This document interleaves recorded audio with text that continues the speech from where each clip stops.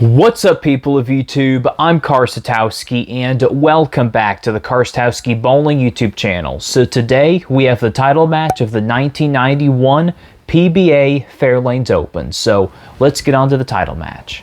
Here is the title match of the 1991 PBA Fairlanes Open, featuring Del Ballard Jr. and Pete Weber. Now, this year would be a pretty landmark year for bowling as we know it, because 1991 is when the reactive resin ball was becoming a thing. Now, a lot of players were still using urethane equipment, so you'll still see that typical urethane reaction. But yeah, reactive balls were definitely becoming a thing during this time. And both players start off with perfect strikes.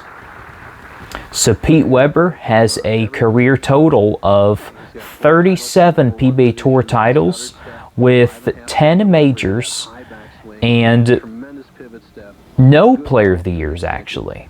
Pete Weber, in my opinion, is the greatest player to have never won Player of the Year. And, you know, he's fourth all-time, as of right now, I should say, in the most PBA Tour titles of all time, and tied second with the most amount of majors. And Pete Weber's won multiple regional titles, and he's also won a lot of PBA 50 Tour titles. I believe he is the #2 most winning player on the PBA 50 Tour, and I think he's third or fourth in the most regional titles. So, a lot of success from Pete Weber. And his opponent, Del Ballard Jr., is a fellow PBA Hall of Famer, and he's also a current Storm ball. Well, he used to be a Storm ball rep for a lot of years. And at this time, he threw hammer equipment. It's tell by the hammer logo on his shirt there. Yeah, Del Ballard isn't really as involved with a lot of bowling anymore with this cancer that he's had over the last several years. But I hope he's doing well today and, you know, still helps out in bowling while he can. He's made a lot of impact on bowling over the years, and during this time he was bowling at his best. He averaged very highly in TV finals. And I had a bowling breakdown with him where he demolished his opponent pretty much around the same. Oh, man. Look at that. Just missed it right. The ball never hung on the lane. Gosh. Missed them all. That's almost like having two open frames in one frame. And that is going to give Pete Weber the edge here in this match. Well, he's perfect on that right lane. Staring down to make sure he doesn't leave another solid 9 like he did on the left lane.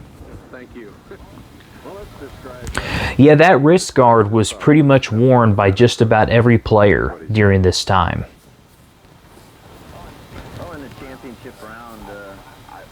Before, you didn't really need the wrist guard that much because you weren't really trying to hook the whole lane. But players are just really trying to get used to hooking a ball, especially since stronger equipment was coming out. So you would see those wrist guards on just about every player during this time. And that would end up starting to go away in the 2000s. Wonder what kind of ball Pete's using.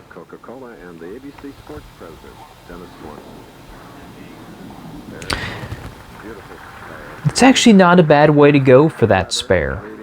I know Anthony Simonson usually goes around the track to get his 3/610s, and I actually do somewhat of the same thing. It's not as bad as you think it is. Oh, that is a tall, tall trophy right there. Alright, Del Ballard is trailing by 12 frames, no thanks to that open frame that he had. Oh, that's right on the edge of the gutter, and that ball knocks all 10 back. No problem. Alright, he'll need to get a double, and then he'll be down by only 2 pins. So he's pretty much struck on every shot except for the third frame, so he'll need to make an adjustment here. He went really high last time, so he'll need to move a little bit left and get his ball to see more fresh oil. And it comes high again, but this time only leaving a 4-pin. Ballard drifting high in the fourth frame after striking the fourth. Trails Pete Weber by 12 pins. You see the pin action here. Almost leaves the fourth pin on the right. Yeah, that ball's finishing a little bit high on that lane. He'll need to make another adjustment. At least it takes care of that spare.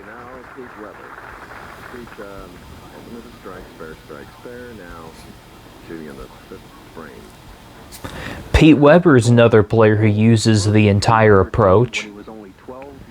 Right at the back of it, his feet hanging over the edge, or heels hanging over the edge. And that ball goes super high. He's probably too far to the right on that lane. His ball just keeps going too high. He'll need to move in a little bit so that his ball can see more of that fresh oil and it doesn't hook up on him too much. There you go. Perfect. Kim Schultheus, Pete's fiance. Huh. So, if I'm not mistaken, I believe Pete has been married 3 times. And Tracy Weber, I think he's been married to her since like 2000 or something like that, maybe a few years earlier than that. I think he's been with her now for probably 25 years or so. Yeah, but Pete really went through a lot, you know, in the late 80s and throughout the 90s. So it's good. It was really good to see him just doing really well in the 2000s. But during this time is really when he was struggling with a few personal things. But he was still making step-ladder finals, so his bowling wasn't suffering during this time, just pretty much everything else was.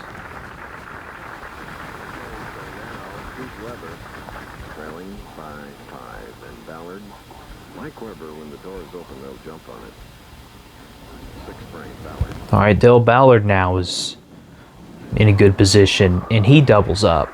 He's getting that ball right onto the edge on that lane. So his ball is going on that lane real good. It's reacting how it needs to.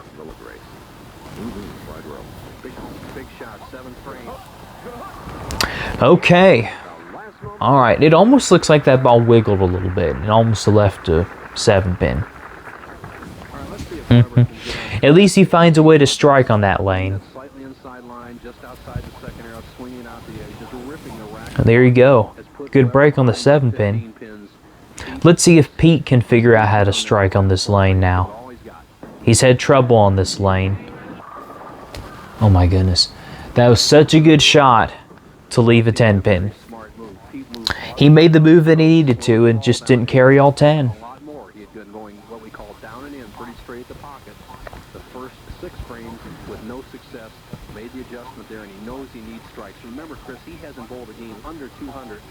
Alright, pick it up here. Pick it up.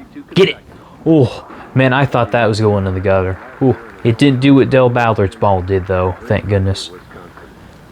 Yeah, he could have gotten himself back in the match with a double, but that wasn't to be.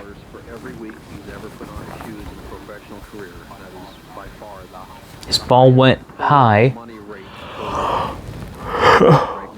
He had almost $1.2 million at this time. I don't think he's going to be able to get to $1.2 million after this tournament, but he'll make his way up there.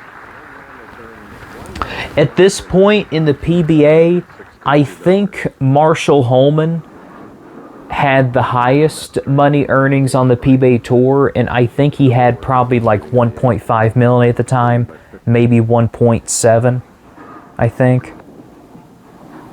Oh, that looked pretty grabby. And also looked a little slow to me.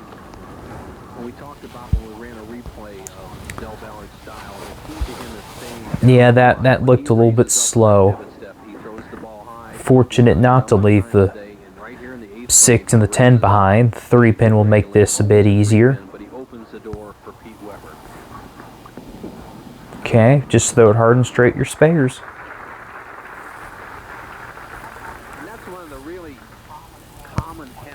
Now that is a very interesting looking hammer towel right there. I have never seen a hammer towel looking like that before. And as a matter of fact, I really have not seen any microfiber towels that are just pure white. But I can see why they wouldn't make them nowadays, because they would look as dirty as all get out throughout the course of even just the stepladder finals.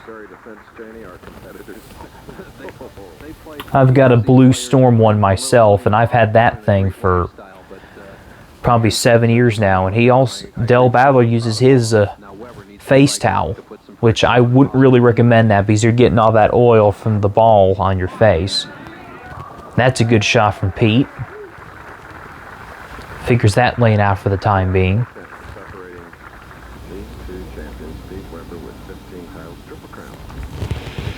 Alright, so Pete doubles up and he's down by 4 pins.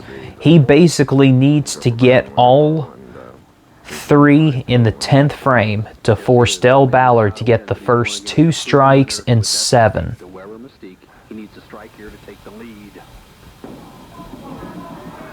Perfect shot.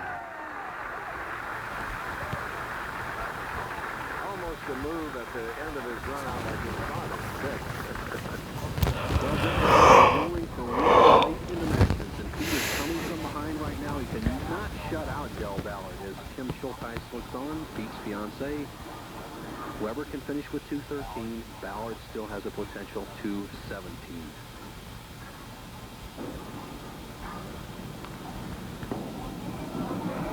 Get there. Nice shot. Creeps in a little bit high. That could have left a 4-7, but fortunately that did not happen for Pete. Hey, the top players today, I have to credit all the fellas, especially in today's championship round, when they really needed, as they said, going for the weed out here, have thrown the ball so well. Whoever waited on that shot, made a great shot under pressure, and has now forced Ballard to get 2 strikes. All right, get there. Perfect. Pete did exactly what he needed to do. All right, now can Del Ballard step up and take this? Yep, he needs 2 strikes and 7 pins to win. And Del Ballard is a player who does not take very much time on the approach. Oh, gets that ball to flirt with the gutter. He is using that whole right side of the lane right there. I mean, he is not sparing any board at all. Robert Lawrence in the first match against Walter Ray Williams Jr. was in the same situation. Needed 2 strikes and a 7 count to win. He did just that. Now his roommate, Del Ballard Jr., needs a strike and 7 for all the money. There we go. Nice shot. 2 beautiful shots. And now he needs 7 pins. 2 Tigers on the approaches here at Sterling King. So safe bet, I would say, would be to go throw it straight down the middle and don't give the pocket away. But let's see what Del does here.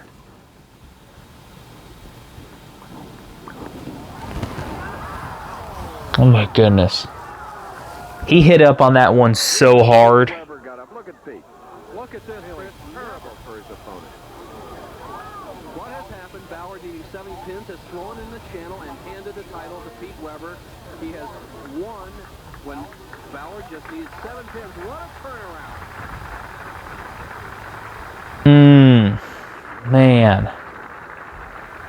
Oh. Yeah, see, look at that. He hit up on it, lost balance, and it went straight in the gutter. Oh, my goodness. And Pete cannot believe it.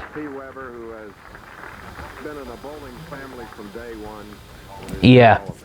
Del will be thinking about that one throughout the entirety of his career. And he has not forgotten about that one also, because it has been brought up many times. Wow.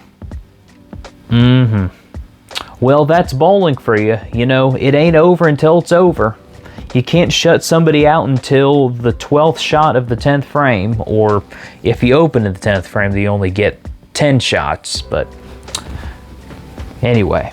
Well, so that is the title match of the 1991 Fairlanes Open, and if you have enjoyed this bowling breakdown, then consider giving this video a like.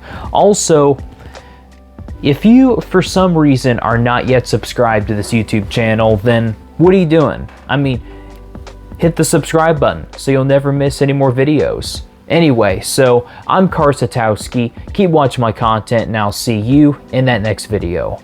See ya!